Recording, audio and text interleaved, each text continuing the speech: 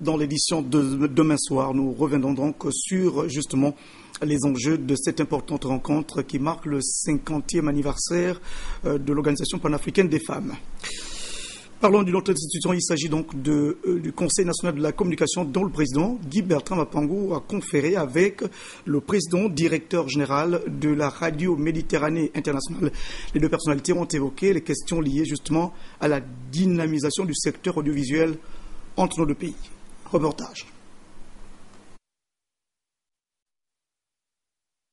Programme de la radio Méditerranée internationale Midi 1 au Gabon, tel est le principal thème des échanges qui ont eu lieu entre Guy Bertrand Mapangou et ses hôtes marocains. Nous sommes félicités d'abord de la décision du ministère de la Communication de nous octroyer une fréquence FM à Libreville.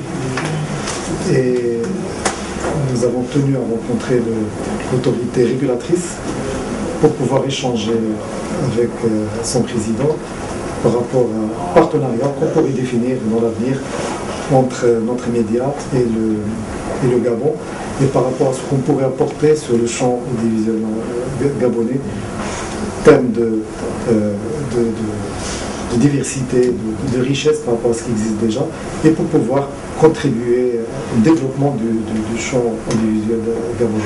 Diffusé en ondes longues et courtes à partir de son siège à Tanger, dans le royaume chérifien, la radio internationale Midi 1, née d'une volonté commune entre le Maroc et la France, propose des programmes d'information focalisés sur le Maghreb, l'Afrique et le reste du monde.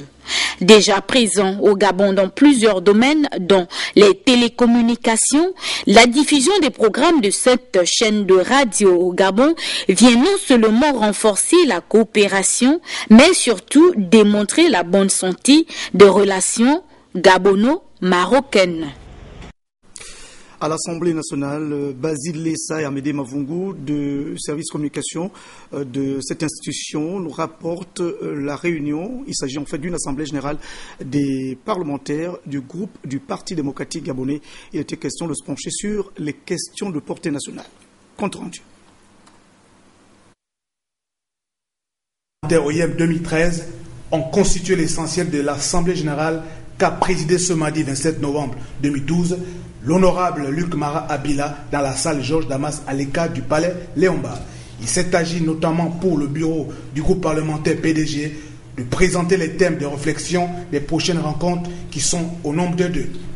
Le Wellington et l'intégration sous-régionale et le deuxième thème, comment l'émergence peut-elle contribuer à rendre effective la décentralisation. Les journées parlementaires OIM 2013 sont prévues de se tenir du 21 au 24 février 2013 dans la capitale wellingtonoise. Et puis vous le savez donc, la nuit dernière, s'est ouverte la 7e édition du Festival international des escales documentaires de Libreville. Et c'était d'ailleurs le ministre gabonais de la communication qui a ouvert justement cette importante rencontre cinématographique. Nous recevons justement pour en parler sur ce plateau Angèle Avera Ngwe-Guillot, qui est donc la chargée des relations presse du festival. Bonsoir madame. Bonsoir monsieur et merci de nous recevoir pour les escales documentaires. Nous sommes à votre service, alors vous nous apportez certainement des informations liées à la journée de demain. Oui, effectivement. Alors, comme vous le disiez, Libreville abrite donc depuis hier la 7e édition des escales documentaires de Libreville. L'édition 2012 propose 17 films et voit la participation de réalisateurs internationaux et pas des moindres, dont Moussa Touré, on n'arrêtera pas d'en parler. C'est le seul réalisateur africain sénégalais qui a donc présenté un film en sélection officielle au Festival de Cannes. Il y a également Jean-Marie Thénault. Ces deux personnes donc vont animer des rencontres professionnelles. Et donc, je suis là particulièrement pour représenter Monsieur Joël Mundunga, qui est empêché. Parmi donc les 17 films, je vous le disais, il y a 2 films gabonais. Donc, Joël, empêché, m'a demandé de vous dire ceci, qu'il vous attend donc tous nombreux pour la sortie de son film, donc qui est l'épopée de la musique gabonaise en 2 actes. Ça va commencer à partir de 19h. Alors qu'est-ce qu'il essaie de vouloir dire à travers ce film documentaire? En fait, ce qu'il veut faire, c'est laisser une trace de l'histoire musicale du Gabon. Donc à ce sujet, il vous invite donc tous, pas forcément pour lui, mais également tous les réalisateurs qui sont présents sur notre territoire. Donc venez donc tous nombreux demain à partir de 19h jusqu'à dimanche. Venez donc découvrir avec nous tout ce que nos réalisateurs africains font et tout ce que nos réalisateurs locaux font. Merci. Merci madame d'être passée sur ce plateau. Je vous en prie, à très bientôt. Nous, juste le temps, également là aussi de signaler la célébration de la Sainte-Barbe. C'était à Comilogue et l'événement a été placé sous le signe du bilan. Je vous propose ce reportage de Cherel Bongota. Une Sainte-Barbe bien particulière, coïncidant avec le 50e anniversaire de la mise en production du manganèse de Moanda. Comme à l'accoutumée, au-delà des festivités commémoratives, c'est le lieu de dresser un bilan.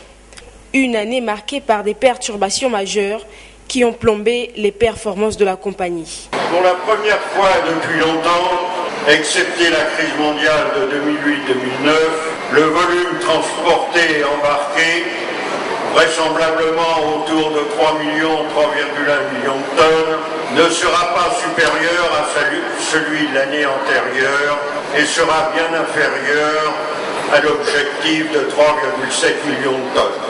La cause première réside dans les difficultés de remontage du basculeur de wagon qui a fait perdre 3 semaines. Ensuite sont venus s'ajouter une panne d'électricité due à la SEG qui a duré 1 semaine et enfin une série de déraillements de trains de marchandises, 12 en 9 mois, bien évidemment pénalisantes pour le trafic. Afin de remédier durablement aux déraillements provoqués par la faiblesse de l'infrastructure, un programme pluriannuel de travaux lourds a été mis au point par CETRAG en liaison avec les autorités gabonaises. Il n'attend plus pour démarrer que le feu vert définitif du gouvernement. Si l'année a mal commencé, elle semble se terminer au mieux. Vrai en partie pour le trafic et surtout une amélioration importante du matériel roulant. 5 nouvelles locomotives. De plus, l'arrivée très prochaine de 50 wagons. Dans une conjoncture économique mondiale défavorable, la compagnie s'inscrit dans le vaste projet de développement Gabon émergent. Depuis 50 ans, Comilogue a toujours, comme l'a rappelé le chef de l'État, rempli ses engagements. Il le fait en surmontant les aléas techniques inhérents à toute activité industrielle, comme le cas cette année. Après le bilan, place à la fête. Exposition et prestations d'artistes, belle ambiance. L'avenir est devant, c'est 2013 et c'est un nouveau challenge. Le Premier ministre chef du gouvernement, Raymond Sima, a assisté à la réouverture de Batiplus. C'est un magasin, vous le savez, spécialisé dans la vente des matériaux de construction. La réouverture s'est faite après 1 an. Vous savez, le magasin avait été incendié. Et, bien sûr, les responsables de cet établissement économique ambitionnent d'ouvrir d'autres succursales, notamment à l'intérieur du pays. Jean-Raoul Mbadinga. Il y a 3 ans, les flammes d'un incendie d'une rare violence consumaient tout à son passage. 3 ans après, Batiplus renaît de ses centres, un joyau architectural devenu un fleuron de développement du monde de la construction. C'était l'occasion de recevoir l'onction du ciel pour un avenir qui s'annonce radieux. La lune admire, tout comme les invités parmi lesquels le Premier ministre. Avant cette étape, il y a eu la reconstruction. On avait l'appui de notre courtier, de notre assurance et de notre banque, et on aimerait bien remercier Hogar, Ascoma et Orabank qui nous ont beaucoup supportés et qui ont beaucoup cru en nous. Mais aussi la confiance des banquiers. Un certain nombre de conditions étaient réunies. Nous avons mis en place ce financement avec beaucoup d'entrain en basant notre participation sur la confiance. Remercié dans ce discours. Je tiens à remercier la Orabank pour avoir participé au financement de notre reconstruction, ainsi que nos assureurs, Ascoma et Hogar, pour leur soutien dans les moments où la situation nous a semblé insurmontable. La traversée du désert aura uni, Batiplus s'est montré solidaire et reconnaissant envers les employés. son côté social est bien là. Dans le cadre de sa politique sociale, Bâti Plus s'engage. En effet, dès 2013, une subvention mensuelle à hauteur de 50% des besoins en denrées de première nécessité sera mise en place au bénéfice de son personnel. La relance repose sur la qualité et les prix. On est l'enseigne du rapport qualité-prix. La vision futuriste accompagne l'action. Le Gabon est en cours de développement. C'est un pays où il y a un taux de croissance qui est quand même extrêmement élevé. Et bien sûr, on compte accompagner ça. Et ce n'est pas notre dernier projet. Une vision véritablement soutenue. C'est la preuve que les investisseurs qui ont fait ça croient et ont confiance dans le Gabon. Et c'est ça que je suis venu soutenir. Une action que salue plus d'un. Aujourd'hui, nous sommes heureux de nous retrouver dans cet espace qui est vraiment à la dimension de notre pays.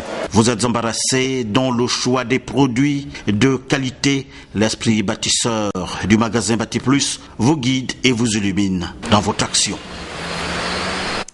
Faisons un point dans cette édition d'information pour parler donc des funérailles. Vous allez le voir en image de Fortuna Obion et Sono, maître assistant CAMES au département de lettres modernes de l'université Omar Bongo, décédé le 18 novembre à Libreville. Bien sûr, les obsèques qui ont débuté aujourd'hui dans leur première partie.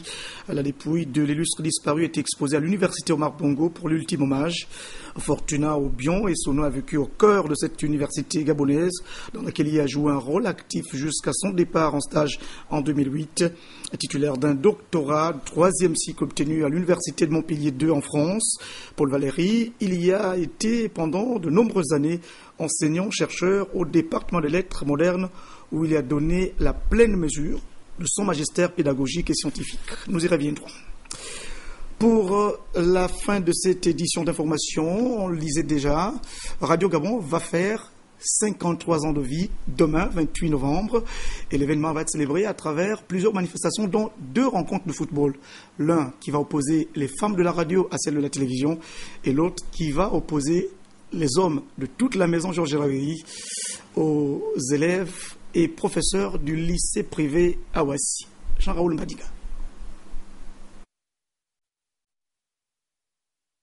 À quelques heures de cette confrontation, les Awassi Boys peaufinent leur préparation pour affronter le tout-puissant Obaka ce 28 novembre 2012, date anniversaire de la création de Radio Gabon.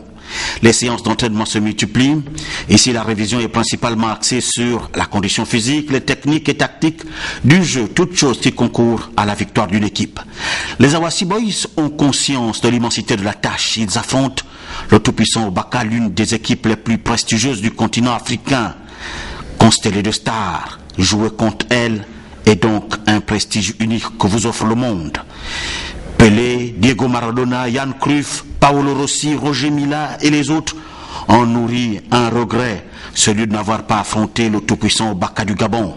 Voilà pourquoi les responsables du collège Awassi mettent les bouchées doubles avec l'espoir d'obtenir sur le terrain les mêmes résultats qu'au baccalauréat. Cette fois, ils miseront sur un premier cycle qu'ils veulent performant pour donner la leçon de choses. Il faut noter que le lycée privé Awassi, comme dans tout établissement scolaire, a un premier cycle qui va de la 6e en 3e. Bon, sauf que beaucoup les parents d'élèves nous font le reproche qu'ils n'y connaissent plus en termes de prépa-bac, donc de préparation aux examens. Et beaucoup des usagers ne savaient pas qu'ils pouvaient inscrire leurs enfants déjà depuis la classe de 6e. Et d'ailleurs, puisque on parle de match lycée privé Awassi et tout puissant Obaka, il faut retenir que le sport fait partie occupe une place majeure dans nos activités. Pour ce premier cycle, par exemple, nous mettons l'accent beaucoup sur le sport parce que le sport participe à l'éveil de l'enfant. Ils ont des activités sportives telles que la natation. Il y a un club d'escrime qui est en vue. Ils ont évidemment en dehors de cours de l'EPS, nous organisons les championnats interclasses. Et évidemment, il y a des activités à l'avenir telles que le club de tennis. Côté Obaka, règne la sérénité après la victoire face à Shell. Ce 28 novembre, Radio Gabon se bonifera encore plus dans le monde des médias. Oui, et joueur de la vieille dame sur le terrain avec le statut de pro, une consigne. C'est donc la fin de cette édition d'information sur Gabon Télévision. Merci à Tristan, à Koué et toute l'équipe, la régie. C'est Ardo Mengue qui a fait les caméras. Et c'était le journal de Joyce Lorna Wangi, Cherel Bongota et Cédric Molé Malonga. À demain. Bonsoir.